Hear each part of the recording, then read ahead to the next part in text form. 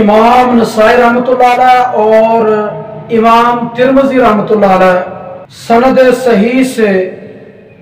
حدیث پاک روایت کرتے ہیں۔ حضرت ابو ابراہیم الانصاری رضی اللہ عنہ اپنے والد سے راوی ہیں کہ انہوں نے نبی اکرم صلی اللہ علیہ وسلم کو سنا کہ حضور نبی اکرم صلی اللہ علیہ وسلم ایک میت کا نماز جنازہ ادا فرما رہے تھے، تو نبی علیہ السلام نے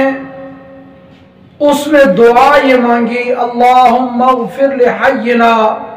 ومیتنا وشاہدنا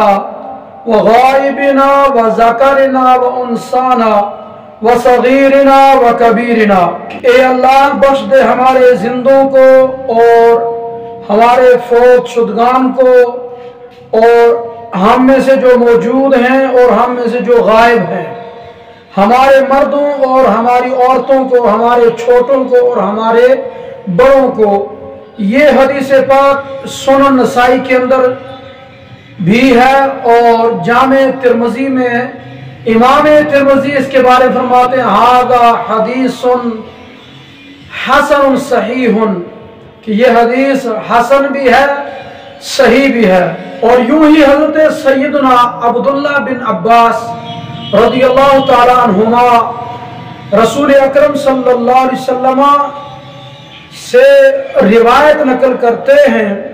کان اذا صلی علی المیت، کہ نبی اکرم صلی اللہ علیہ وسلم جب بھی کسی میت پر نماز جنازہ ادا فرماتے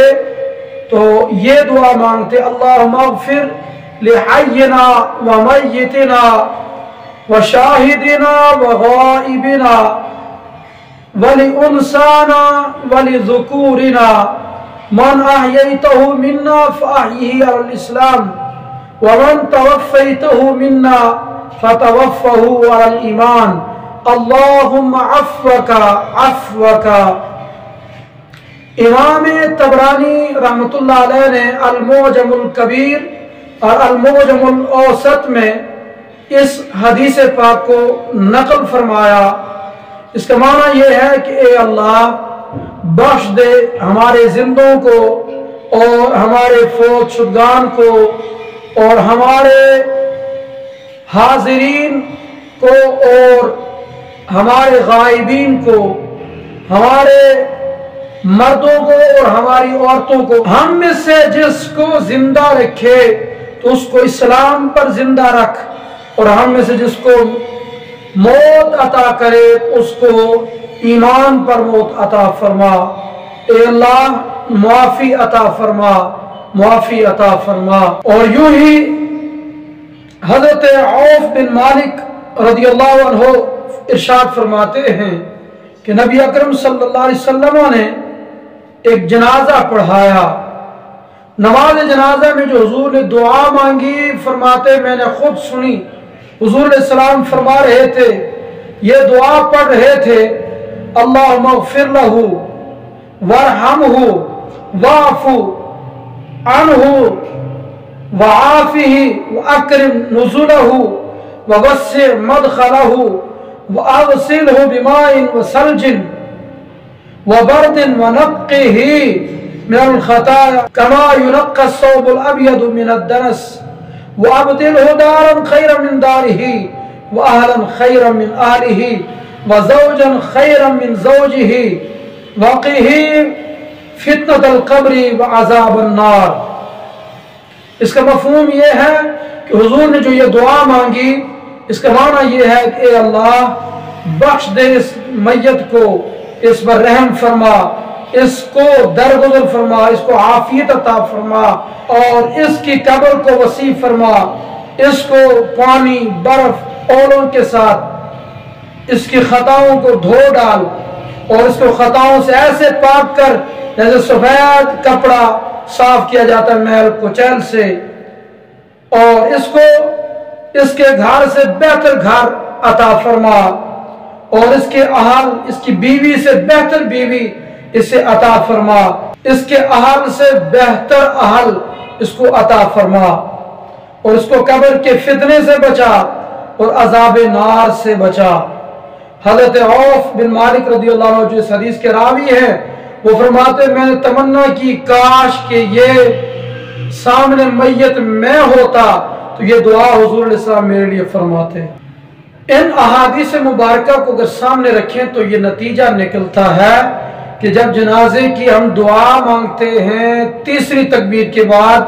तो अल्लाह मग़फ़िर ले हय्यना व मय्यितना जो आम हमारे यहाँ पढ़ी जाती है ये भी पढ़ सकते हैं। इसके अलावा दीगर दुआएं जो अहादीस में मनकूल हैं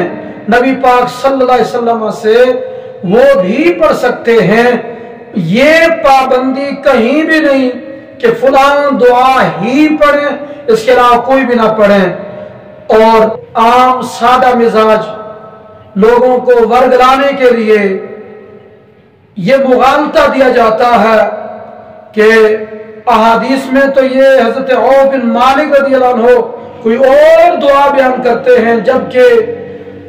जनाजों में जिस दुआ की तरगीब दी जाती है वो ये नहीं है, वो तो अल्लाह मग़फ़िर ले हय्यना व मय्यितना वाली है। वो कहाँ साबित है भाई? ये हदीस पाक अल्लाह मग़फ़िर ले हय्यना व मय्यितना वाली दुआ ये सुनन नसाई के अंदर है, जामे तिर्मिज़ी के अंदर है, और यूं ही मोजमे कबीर और मोजमे औसत इमाम तबरानी की ये दो किताबें हैं हदीस पर मुश्तमिल, इनमें मौजूद है। और जो हजरत औफ बिन मालिक रज़ी अल्लाह अन्हु वाली रिवायत है ये सही मुस्लिम के अंदर मौजूद है। तो सारी हदीसों को जब यकजा करें जो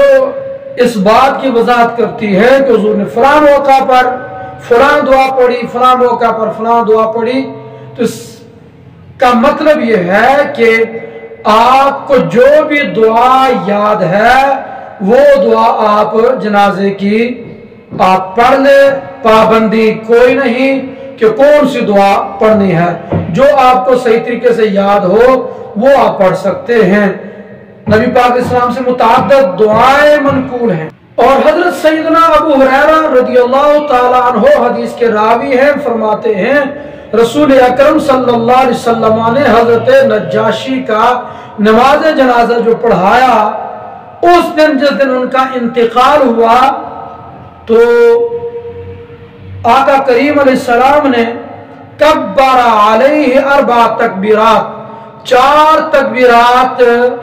आपने जनाजे के अंदर पढ़ी। तो यही 4 तकबीरों वाला अमल हमारे यहाँ चल रहा है कि हम जनाजा जब पढ़ते हैं तो 4 तकबीरात जनाजे की पढ़ते हैं, और ये नबी करीम अलैहिस्सलाम से साबित है।